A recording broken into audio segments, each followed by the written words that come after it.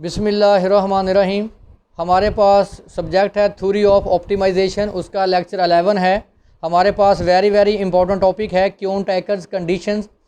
आज उसका जो टॉपिक है वो मिनिमाइजेशन का है। तो देखिए हमारे पास जो फंक्शन गिवन है, कंसीडर फॉलोइंग ऑप्टिमाइजेशन प्रॉब्लम। हमारे पास minimize function F of X, constants हमारे पास यहाँ G J of X less equal to 0। देखिए मैक्सिमाइज में ये क्या थी, ग्रेटर देन। देखिए कंडीशन चेंज हो रही हैं।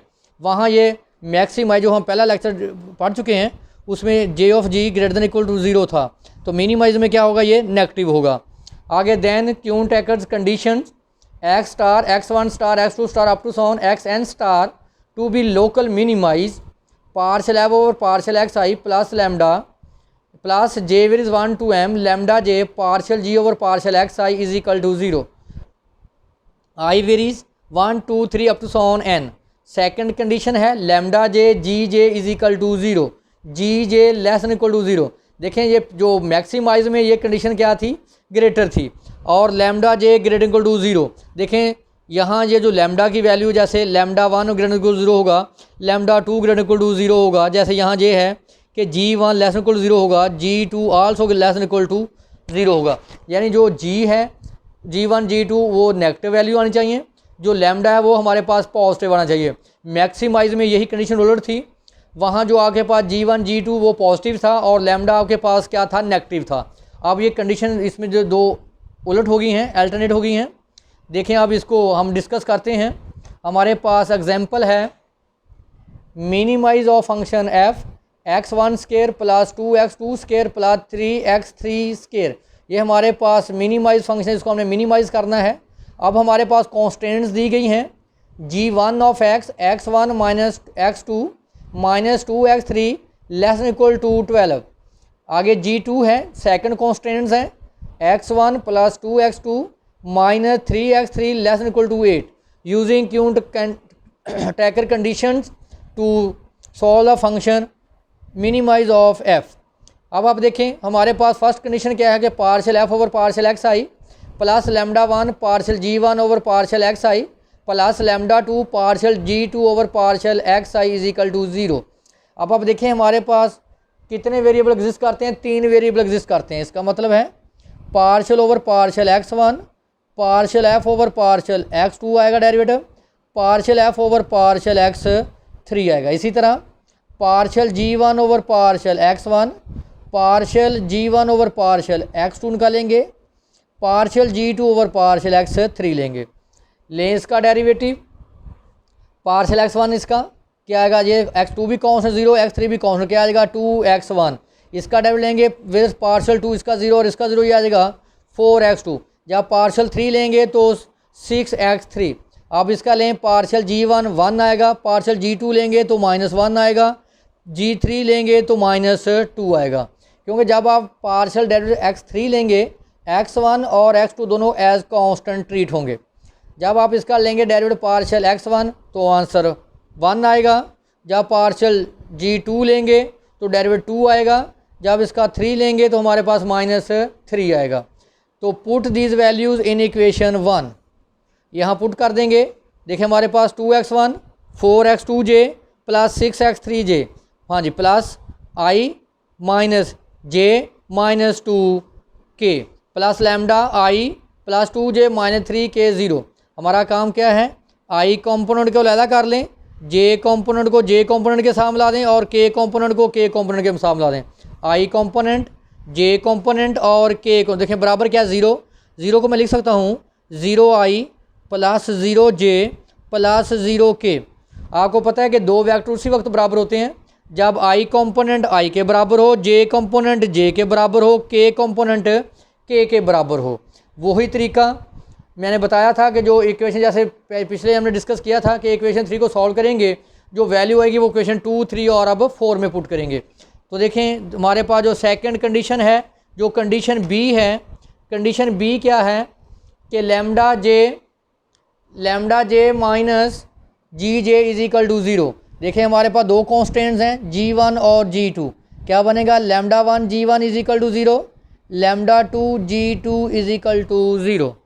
देखें G1 की वैल्यू मैंने पुट कर दी, G1 की हमारे पास वैल्यू है G1 की वैल्यू है x1 minus x2 minus 2x3 less than equal to 12। तो G1 ऐसे लिखेंगे x1 minus x2 minus 2x3 minus 12 is equal to 0। G2 की वैल्यू हमारे पास है x1 plus 2x2 minus 3x3 less than equal to 8।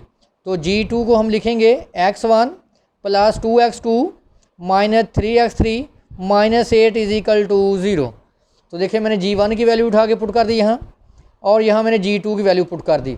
आगे हमारे पास है कि Gj less than equal to 0 हो। तो देखें आपके पास जो G1 है वो है x1 minus x2 minus 2x3 less than equal to 12।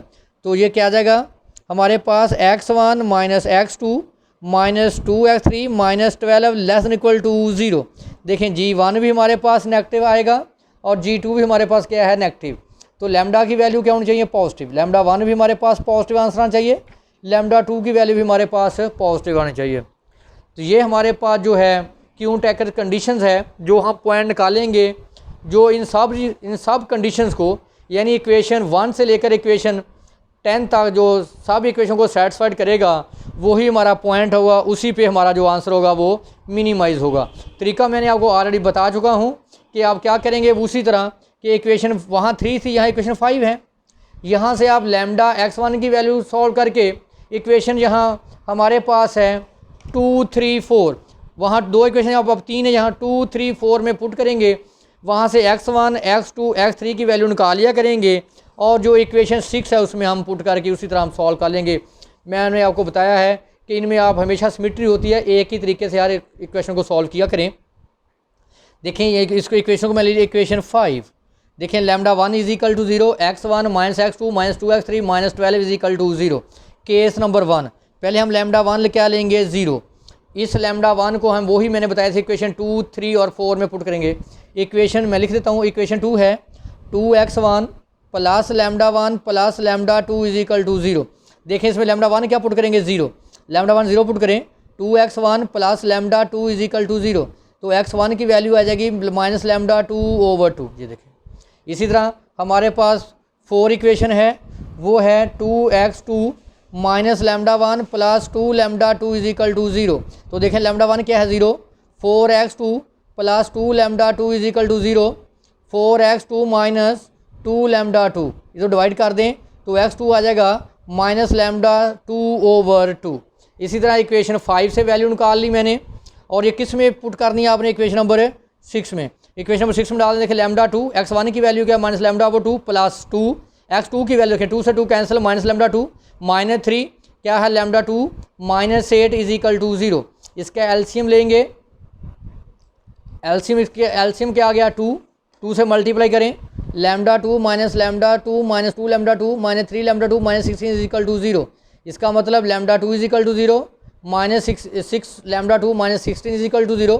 यहाँ लैम्डा की वैल्यू हमारे पास क्या आ गई 2, इम्पॉसिबल, क्योंकि क्यू टैकर कंडीशन क्या है कि लैम्डा 1 भी पॉजिटिव हो, लैम्डा 2 भी क्या हो पॉजिटिव। तो यहाँ आप देखें जो आपके पास लैम्डा 2 है वो क्या आया नेगेटिव आया, हमारी कंडीशन के मुताबिक वो क्या होना चाहिए था पॉजिटिव, इसका मतलब इम्पॉसिबल। तो सिर्फ एक ही वैल्यू एग्जिस्ट करेगी लैम्डा 2। अब ये लैम्डा 2 की वैल्यू जो बेटा आपने निकाला था x1 मैंने निकाला था माइनस लैम्डा ओवर 2, x2 निकाला था मैंने माइनस लैम्डा ओवर 2 था, x3 हमने निकाला था पॉजिटिव लैम्डा 2 ओवर 2। देखिए जब लैम्डा 2 की आप यहाँ वैल्यू पुट करेंगे x1 भी 0 आ जाएगा, यहाँ पुट करेंगे x2 भी 0 हो जाएगा, यहाँ पुट करेंगे x3 भी 0 हो जाएगा। तो हमारे पास क्या आ गया 3 जो पॉइंट आ गया 0 0। तो ये जो हमारे पास क्यू टैकर कंडीशंस हैं उसकी सब इक्वेशन को सेटिस्फाइड करता है। मैं आपको चेक भी करवा देता हूँ आपको। जैसे हमारे पास ये इक्वेशन है,